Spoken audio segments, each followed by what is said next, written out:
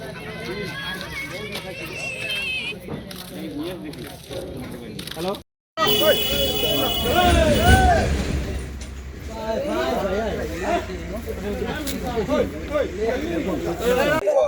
এতিয়া শুনা পালো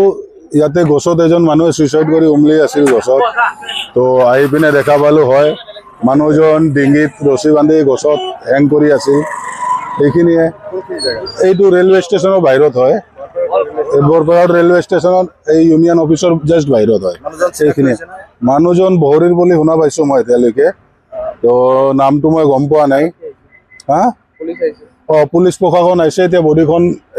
ৰিকভাৰ কৰি পিনে লৈ গৈছে আগৰ তদন্তৰ কাৰণে সন্দেহ ইয়াত মানুহজনক চাই সন্দেহ হোৱা নাই নেচুৰেল ডেথ সুইচাইড কৰা কাৰণে পাই আছো এইটো